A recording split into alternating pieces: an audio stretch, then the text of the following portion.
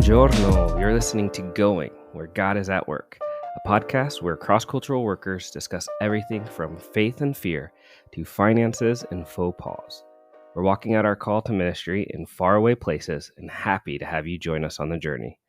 I'm your host, Jesse Pauli, a missions leader here in Rome. And I'm here with Alessandro Di Leonardo, our church planter in Cisterna di Latina, and Jen Williamson, our missiologist who lives and works in Lyon. Welcome back, Alessandro. Good morning, Jen. Good morning, guys. Hello. So we are excited for this episode. We're actually already talking about how we think this could go a little long. So we're gonna get right to it and not ask how everybody's doing or how their week was. But we're gonna ask a different question. Do we have any fun stories about how we've had an interesting meal or food experience as we've traveled the world, really? Because I think all of us have been quite a few different places. Yeah, I think I'll. This is not necessarily an interesting story if you're Filipino or maybe Asian, but to who is not familiar with this is the one that really attracts. Or if you have been to Asia and you're not Asian, they always when they meet an Asian, they say, "Oh, I had this," and this is it's called balut, and it's a Filipino thing. But I know of other Asian uh, countries that actually have something similar. And what that is usually it's actually a duck egg, but you could also use a chicken egg. And it's in the middle stage of it being developed. And so then they boil it. And so as you're eating this boiled egg, there's a little chick inside. Again, that's why I had to tell this story. You guys can't see the faces of Jesse and Jen, but it's so common. So I've had it actually in Cambodia. So they have it too. But it's a Filipinos eat it, they grew up with it, and they even have ones that have different stages. You can pick exactly what stage they are as they're being developed. And so, yeah, this is a very, very common thing in the Philippines. I've got to experience it not in the Philippines, in Cambodia. I didn't mind it. I wasn't crazy about it, but I had to try it, especially as part of my heritage. I had to try it. Wow. Well, I do not have that crazy of a story, but yeah, my wife and I, in our first year of marriage, went on a missions trip to the Mayan people group in the mountains of Guatemala, and we had been told, don't drink any water, don't, even when you brush your teeth, you're not supposed to use the water from the faucet, and don't eat foods unless we give them to you, and all these things. And we hiked up in the mountains, and we get to this kind of like a grass mud hut of actually a family that was kind of importance in that area. And we walk in, and they had been preparing a feast. Basically they had gone out of their way to prepare food for us and honor us as their guest. But we were in this dark, dirty, kind of muddy hut, and we were all looking at each other like we were told not to eat anything. What are we going to do? And finally, through the translator, we figured out that they assured us that they had been boiling this soup, I guess I would call it, for hours and hours and hours, and that it would definitely be all the bacteria was killed. And yeah, it was very interesting. I did finish my portion, and I think I had a little bit of someone else's who couldn't finish theirs. But Was it good? Did it actually taste good, though? I can't remember the taste, so I don't know if I can say that it tastes good. I just remember thinking it was stomachable. It wasn't to the point where it's like, there's no way. Like, it was more the environment that made it hard to eat than the actual, what they had prepared. Yeah. So That's when praying for your food actually matters. yeah, yes, yes. But food, Food poisoning's the well, worst. So I won't even. Yeah, after that trip, once we got back to the States, I did Yeah. have food poisoning, and it was not a good It's situation. because you ate one of the things that the missionaries actually gave you, not Probably, because of the honestly, family. because it was multiple days later, I think it was something else than that. my worst food poisoning was actually a Greek restaurant, but in the US. So, it can Yeah, happen anywhere. yeah, I had some. Yeah, we won't get into that story. Anyways, but yes, food is a part of culture. Language, food, these are essential elements of every culture. And today we are going to talk about multicultural teams and what it looks like to lead and be a part of multicultural teams. And so it just made sense to start a conversation off with food.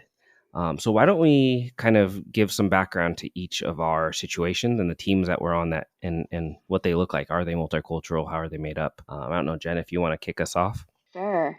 I can think of a few different teams that I'm a part of, but one is for a global women's organization that helps to resource and equip and network global women leaders.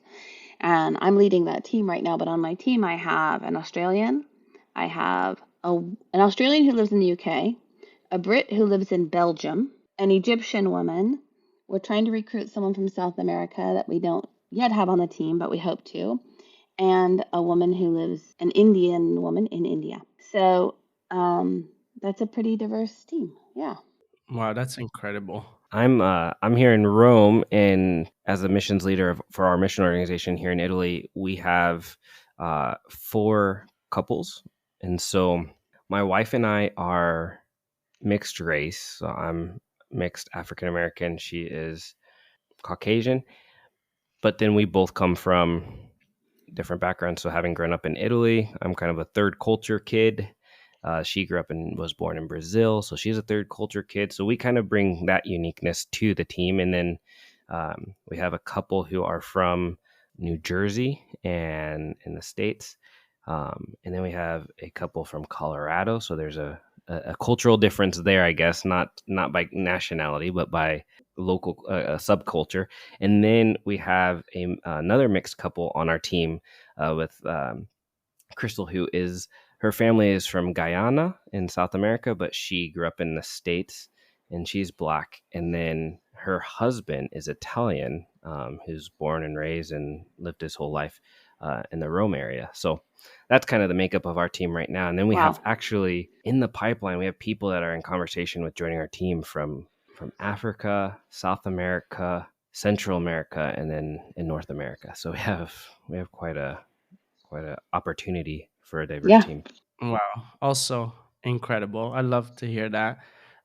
In our case, also near Rome, Cisterna de Latina, the opportunity to church plant. Starting off, my team, my first teammate is my wife, and I really do need to say that because not to discount, there are people who church plant and their wives are very supportive, but they're not part of the team, and that's okay. But in our dynamic, we both went to church plant, and then through that we were able to raise up 2 leaders. They're deacons, also women, and then we were blessed to have an intern come from the denomination that sent us, and so I'm leading with a lot of women. And then the backgrounds is I'm Italian, Filipino, grew up in America, but was born in the Philippines, raised in Italy. My wife was born in America. She's Filipina ethnically, but was raised also in the Philippines. So different dynamics. And then the 2 ladies, they're Filipino who have lived in Italy for quite a while. And then our intern, she's American but has a Chinese background, and so quite mixed there as well. But mostly Asian is the common denominator. But not all Asians are of the same culture, right? Oh no. Well, that's great. And it's cool to hear how everyone's doing. Team is diverse, and the beauty that brings. I'm sure we'll get into some of that. But in the past, like 100 years or more, Christian missions tended to be kind of unidirectional, and typically from the global north, sending people from west to east.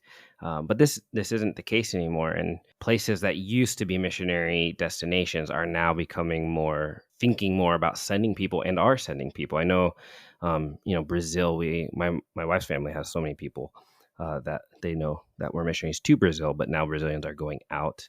I have friends in China that are looking to send people out, and so yeah, it's changing. Jen, why don't we look at some of the challenges? What are some challenges facing multicultural teams? Yeah. I mean, I love that missions has become polycentric, which means from everywhere and to everywhere. I love that because I think that is the kingdom of God. So I'm really excited about polycentric missions. But what that means is our mission teams are becoming more and more multicultural. Yeah, so one of the best ways to understand what's going on in a multicultural team is to read through a book like Erin Meyer's Culture Map, where she highlights sort of the 8 domains of culture. She didn't discover them. She does a great job of highlighting them in her book, The Culture Map. I'm just going to briefly run through them for those who may not be familiar or who want a reminder. These are on a spectrum. So what Myers would say is in each of these domains, there's sort of one extreme or the other, and there's not one that's right or wrong, good or bad.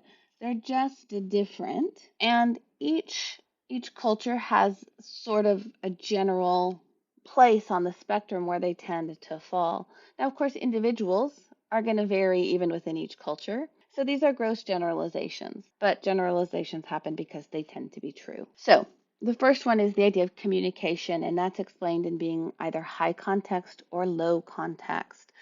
Low context is where we explicitly give clear directions outlining every detail. And high context is we don't actually verbally explain everything because we expect people to understand much of what's going on based on the context in which they're living. So France is a great example of that. There's definitely a high context culture here where the US tends to be more low context. So I'll flesh that out in an example a little bit later. The next domain is evaluating, and that's whether we give negative feedback directly or indirectly. In some cultures, the kindest and most respectful way to give negative feedback is to just come right out with it. In other cultures, the far extreme is to tiptoe all the way around the edges and never actually name it. And again, it's not right or wrong, but just different. And then persuading. Um, if you're trying to convince something or a group of something, there's cultures that prefer the principles first. Explain to me why this is the way to do it. And then there's application first. There's people who say, show me the results, show me what's working. And so that's another spectrum. The next is power distance. So it would be a more egalitarian type of understanding of power where it's shared among the group versus a hierarchical understanding of power where it's much more top down. The fifth would be deciding. Do we tend to be consensual in how we make a decision where everybody has to come to an agreement? Or are we more top down where the person on top gets to make the decision? Trusting.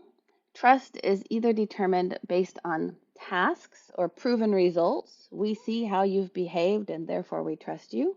Or relationship. We know who you are and we have a relationship with you and therefore we trust you.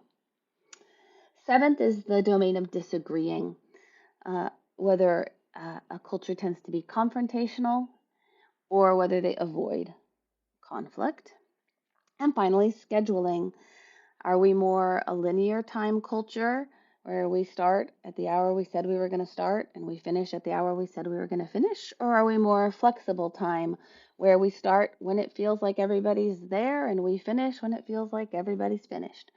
And so all of those again are spectrums. I like to think of them as a soundboard. If you've ever seen a soundboard and there's these dials and you can turn, several of them up or down, up or down.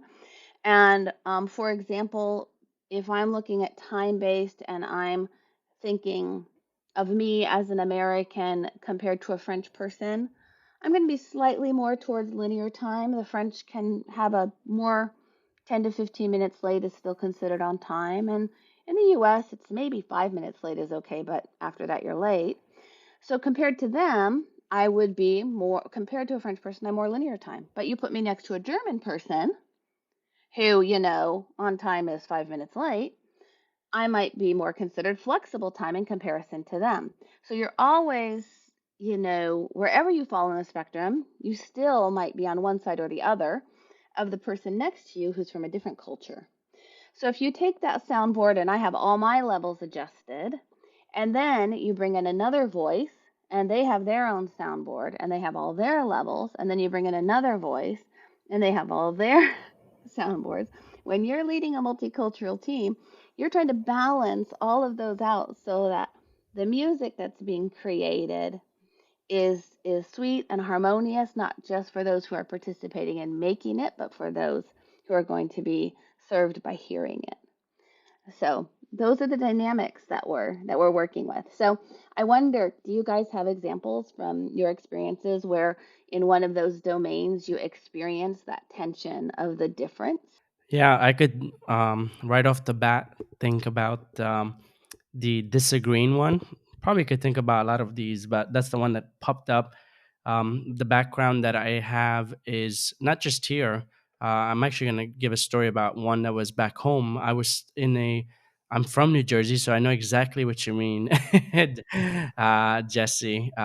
We are a different culture, but specifically, I was in a Filipino American church. And so they tend to be Filipinos tend to be definitely avoiding conflict. And if people don't know what that means, it does not mean that they are more loving. They uh, allow love to cover a multitude of sins. No, no, no, that sin or that conflict exists. They just don't want to talk about it. And so I didn't realize that until I was going to seminary, and there was different cultures there, and we all had to share the struggles we were having in our own respective churches. And most of the people there sharing were either Latino or African American. And every single one of them, as we were going in a circle, were saying, "Oh, every time I preach, like someone has something to say. Someone has." It's like everybody was like direct confrontation. And then when it came to me, I was like, I don't even know what's wrong, but something is wrong. And everybody was like, "What?" And they were like, I don't know which one's better. But I gotta tell you, we've struggled in the church where when something goes wrong, we don't know what's wrong. We know something is wrong, but even if we investigate, it's hard for us. So that's the story I have, and it was really funny to compare it to another, as Jen was saying, to really see the differences. And there is not one is better than the other. It's realizing it, I think, was the blessing there in that group that I had. Wow. Yeah, that would be interesting. I think I would prefer to know what's wrong versus not. Yeah, when I was thinking of an example, I too could come up with multiple, but the one that really to me was a clear depiction of this, the idea of deciding in that consensual decision versus kind of the top down decision. Here in Italy, I was helping. I was probably in my first couple of years of working alongside this church, and they were kind of trying to form I would say like a steering committee for the church. It wasn't really an elder board, but it was more of like mature and consistent church members trying to help the church move along. And so they were talking about the money of the church and the budget, and they decided, okay, we should we should support this ministry.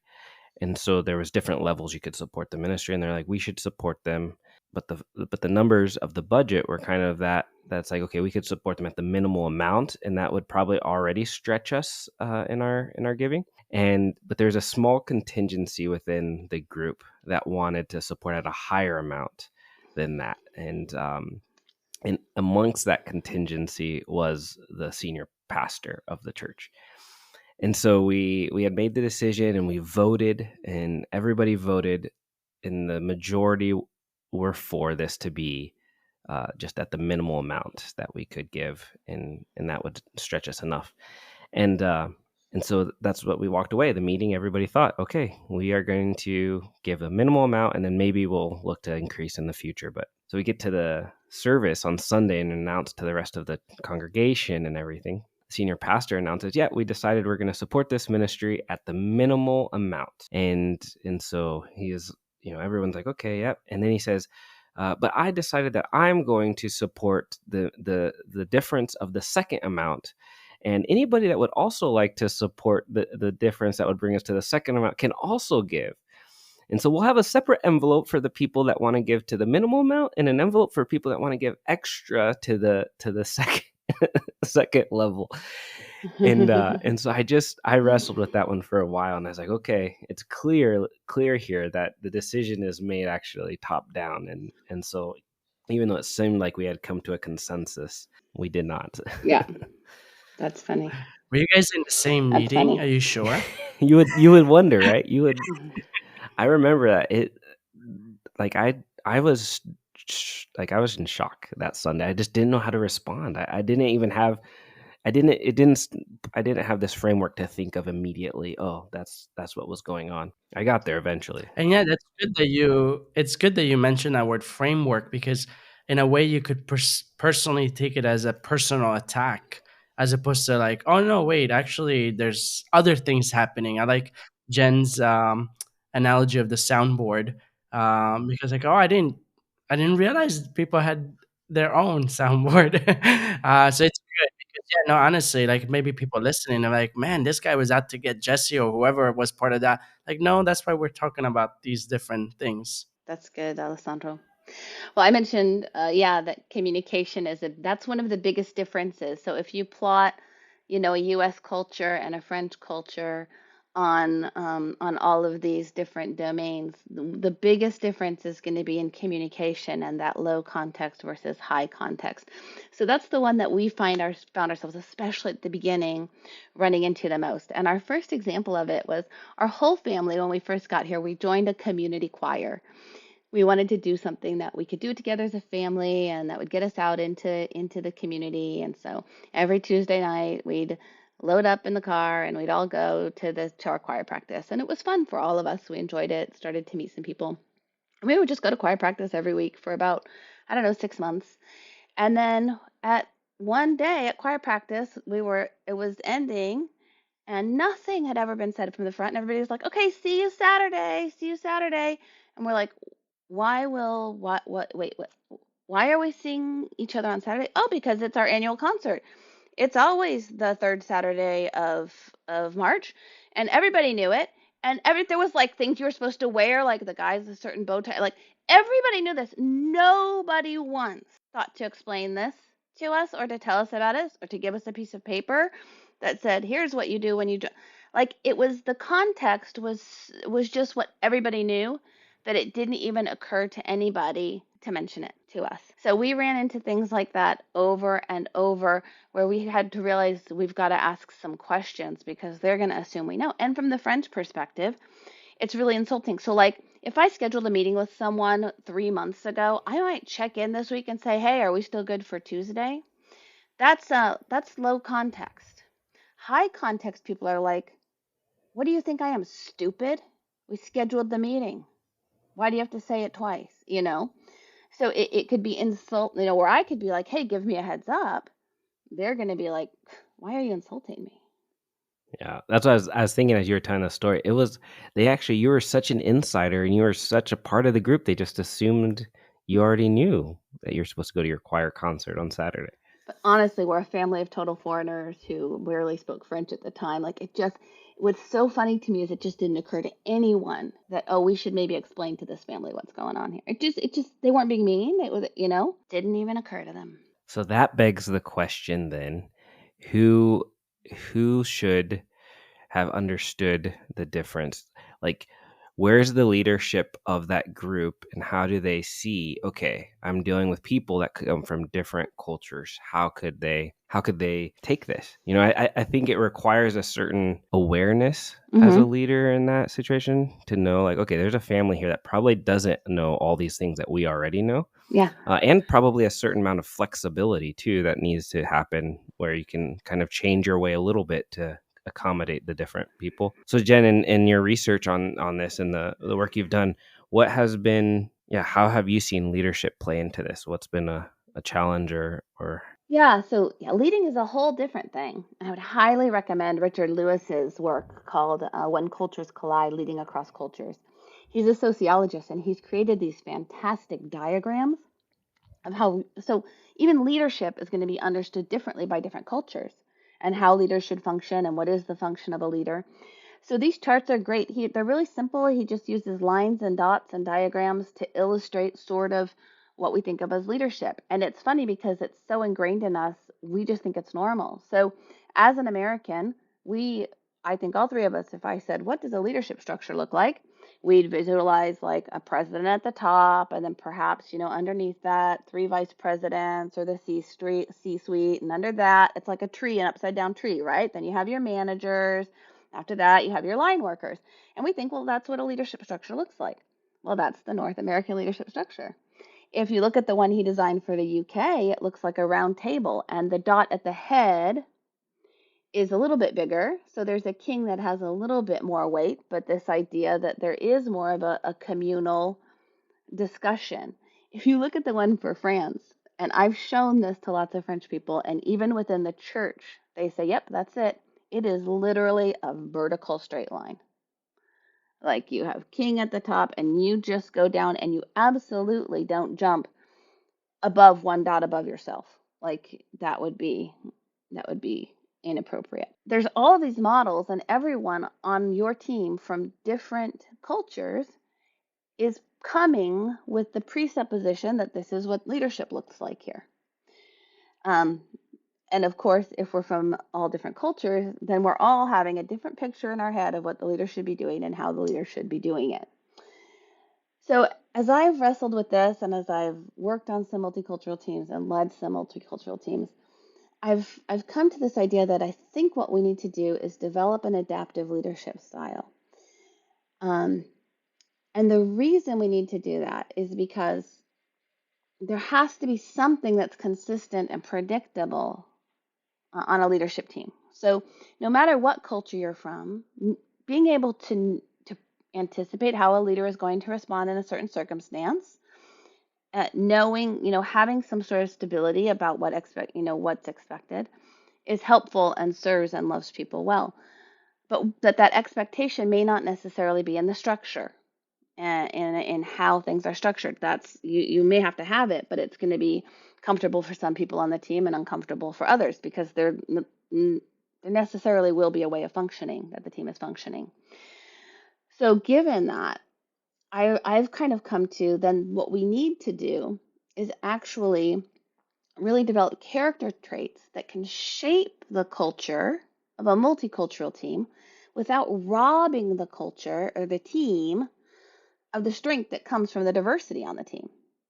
So we don't want to squeeze everybody into one mold, right? We want to have the diversity, but then we have to figure out what can we develop in our character that allows that diversity to thrive given whatever leadership structure we're working in. So for me, I think that there's the most critical traits are self-awareness, discernment, humility, and love. So self-awareness is me being aware of where my soundboard is set so that I don't just assume that that's where everyone else is coming from. So when Alessandro said he realized, where he stood on disagreeing, he became aware of what he was bringing to the table. That gave him the capacity to kind of step back and think, okay, so this is going to be my struggle is figuring out what the problem is, but I don't have to put that on everybody else, and I also don't have to refuse for everybody else to navigate disagreement in their own way and in their style. Or for you, Jesse, like recognizing, yeah, this pastor wasn't being mean, he wasn't being nasty, he was exercising his leadership in the way he understood his leadership to be exercised, and it wasn't even ungodly necessarily. It was his understanding of leadership and wanting to steward his role well. And so understanding where you are helps you face those differences with grace and with kindness and with understanding, with compassion, and with all of those other things. When we're not aware of where our own soundboard is set, we usually will overpower others. We'll be the loudest voice at the table. We'll take up the most room, and all of those things get out of whack. The next one is discernment. This is keeping me aware of what God is doing, because regardless of what culture I'm in or from, or what leadership style I prefer, we have the Holy Spirit in us who is guiding us and directing us and helping us to know the next right thing to do, or even to discern the needs of those on our team to maybe slow down or to speed up or to reach out or to pull back. And so we've got to cultivate discernment so that we're in tune with the Holy Spirit and able to put His will and His ways above our desires and even the desires of those on our team. And then the final two are humility and love, which keep us in right relationship with others on our team. And the ability to be humble says, my way of doing isn't best. It is a way, and we can try some other ways. or I can do it your way to serve you in this circumstance, and that's okay, and I don't have to be right. Um, and love says, I care more about you than the project. You're not just a tool to get me to the end results I want. You're just not something I'm going to use. You're a person that I'm here to love and to care for, and making sure we're cultivating cultures of love. So I wonder if you guys have had an experience, negative or positive, where on a multicultural team, one of those traits, self awareness, discernment, humility, or love, was particularly present or absent in a way that had an impact. I think for me, the first thing that jumped out was discernment.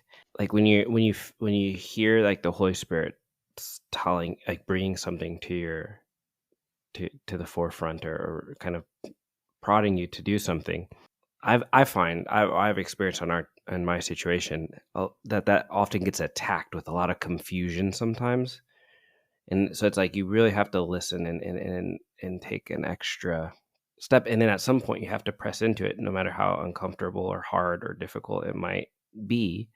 And so I found that sometimes I've been able to do that well with grace and understanding, and kind of just, and I'm thinking of one particular moment where it was like I left a meeting and I kind of realized like it really seemed like the person I was leading, there was something else that just was not coming out during the meeting. And so I just, wrote a message and said, hey, could we have another meeting? It was like immediately after. Mm-hmm. But like it took me that time of ending the meeting, going home, and then realizing, nah, I shouldn't have left that. Like I need to press Mm. into it. And I was really glad we were able to clear some things up, and it went really well. But then I think of other situations where maybe for one ways or another, I'm tired, or I'm worn down, or whatever, and I'm not able to do this well. Where like I might just be, going back to the communication style. Maybe I need to be high context because that's what would be received better. But I default to just being low context, and it can be kind of destructive, or too aggressive, and it's mostly happens out of a place of just, this takes a lot of effort and intentionality, and so it's usually those things happen when you're kind of tired or worn down, or because we're all human and we have those days too. So I feel like it's something that kind of you're always need to be keeping in check, and realizing that. I think the thing I've learned over time is like not everybody is thinking about all this on my team. So even though they're all from different cultures, they're not always aware of thinking about the different cultures. And as the leader, I need to be aware of that and Right, thinking about that. right. But also cultivating that on your team. As you are cultivating that in yourself, it's also things that we can bring into our team discussion, especially the discernment. Learning to discern together can really bring a team together and help with all of the other things, with the self awareness, with the humility, with the love. So, learning to practice discernment in community and on teams can also help that. Yeah, I love the team the meeting about the meeting. That's good. Kind of to add, actually, jumping on from what you said, Jesse, but even just what Jen just said about this idea of cultivating. I'm not trying to simplify this, but actually, from experience, I I could say that a church, a Christian, should be in a church context that they are developing discernment, right? Learning to hear from the Spirit, to walk with the Spirit, to be filled by the Spirit in the biblical sense, humility, right? That's biblical, and love. Those are the three elements that if you're a Christian and you're growing, hopefully these are being developed. I have to be honest that not to promote education, but in a way to say that Christians do get training. Christians, missionaries go training. When I came to Italy for the Vision Trip 2017, I hadn't had that training yet. I've had pastoral training. I was a pastor, but there were some things already as I was seeing the field that God was calling me to. This was 2018. I already had ideas of what I was going to do. Thank God that when I went back, I still had one more class to do. And it happened to be on this thing we're talking about. And it changed my worldview. And it was this idea of self-awareness, realizing, oh, there is a power distance, a context, cultural context here.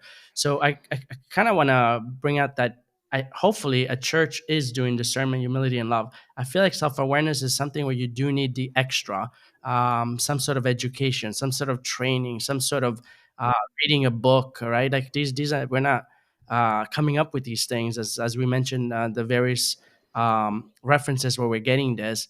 And so I think that's the key one that I'm going to say, that I'm thankful for the training that I got, and I still need more. But I think without that training, oh man, things would have been different as soon as I stepped into the field. And so that's the one I kind of would highlight, that that's, if anything, as missionaries, we can bring to the table people who don't have that background, who don't have that education, who don't have that opportunity to have had exposure Yeah, to it. that's Yeah, good. I appreciate that, Alessandro. And I wonder, I would pose this question, and I also have some thoughts, but like, how do we sharpen the self awareness? Because one way, yes, is definitely the educational aspect of, some sort of training ahead of time, or rather, it's even in, your degrees that you're studying. But something that I've found helpful, and maybe this is true for you guys, or maybe you have other tools that have been helpful, but um, our mission encourages feedback and like receiving feedback and asking for feedback. And so I've found that when I do that and talk to the people in my team and ask them, okay, what have I been doing, well, or what, or just try to listen to things and pick up on things that maybe aren't a result of a Mm, direct question, but that's are good. just kind of things I notice them saying or doing. That feedback helps me to be more self-aware and helps me to realize, okay, I do have these tendencies, or I do these things, and Yeah. this is how they're being perceived, or this is the impact that they have Mm. on other people. For you guys, what does that look like to sharpen, or to become more self-aware? I love the search me prayer. I think that being still before God and praying the search me, O Lord, and know my heart and know my thoughts, and try me, and really being taking time, I mean regularly, to be still before the Lord and invite the Holy Spirit to bring to the surface the things that I may not have been aware of, that I haven't thought of yet, that God wants to show me. So one is an attentiveness to the Spirit will really help me develop that sensitivity to what God wants to show me about myself, so that I can cooperate with Him in transforming me.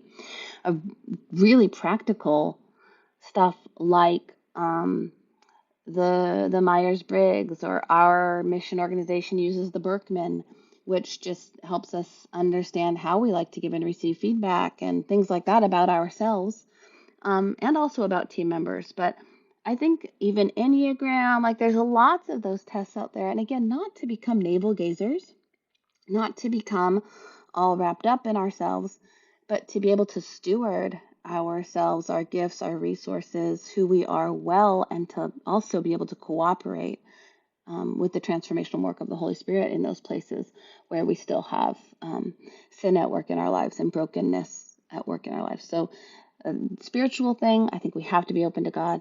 Practical thing, I think there's these sorts of tests and and things like that. And then also just like that community aspect that you brought up, Jesse. That's so great. Being willing to ask for feedback and to hear it humbly and to listen. I think those are all things that can help us grow in self-awareness. I like that you said, Jesse, what works for you, because sometimes we can make it sound like these are the things that you need to do. For me, what works is really talking to people outside of the dynamics or the context. So with leaders specifically, not just any random Joe where I'm venting about my issues. I'll say like, why do you think this happened? And it's always like, I've done that with you, Jesse, and I've done that with other people that I have in my life, and I'm thankful for. And it's just always mind blowing how easy the answer is. But because I'm blindsided, I didn't see it, and then someone else could see it. Kind of goes along with your idea of this, Jen, of the Hmm. stranger, Necessary stranger. necessary stranger, and so that helps a lot to me. And so yeah, I'm not here advocating for venting about your problems to other people, but really specifically saying what happened there. Did I miss something? I just to give a quick story, I remember the first time I went to a meeting here in Italy, and we were talking about something, and some guy said, I don't want to get into specifics because then I'll be highlighting some things that I don't want to highlight. But pretty much this guy said something that I thought he was attacking me, and I just couldn't grasp what happened. And when I told my mentor, who had more exposure with different denominations, so it was a denominational thing, he was like, "Oh no, that's just normal. This is how that denomination tends to answer these kind of questions." He wasn't attacking you. That's just their framework. I was like, "Oh, it didn't mean that I wasn't mad still, but I was able to get what happened." So talking to people helps me a lot. Talking to spiritual leaders. Mentors are great help. Well, this has been good. I think if I could summarize what we've been talking about, this idea that multicultural teams are complicated and they require, an awareness and understanding of what's happening. And yeah, I really appreciate those 4 character traits, Jen, that you've kind of come up with as part of that adaptive leadership model with, self-awareness, discernment, humility, and love. And I think the more we can put those kind of things into practice, and the more that we take the time to understand and see that there's power in this idea of being multicultural teams. Like, there's a strength in diversity that helps us foster transformation, that helps us increase allure, and it expands our reach. And really, it's a direct representation of God's kingdom at work. I think of our team in particular, and the missionaries that we're working with. I mean, we have people that are bodybuilders and doing things in the gym. We have people doing music therapy with people with special needs. We have artists, and then I know even ethnically, being a Black man, I've had refugees tell me that they feel more comfortable talking with me, or different things like that. There's so much that comes up in our, and it's how do we steward, who God made us to be, to further His kingdom here. So this was great. Thank you for your guys' time. And thank you for all you who are listening. I want to give you a reminder, please follow us on the different platforms. We are now live on multiple platforms, not just Spotify, but we would really appreciate a follow and give us a rating. I'll be honest, I hear so many podcasts, they say, give me a 5-star rating. You don't have to give us a 5-star rating. Just give us a rating of actually what you think we're doing and how it's going. And please share with friends and family. We look forward to the next one.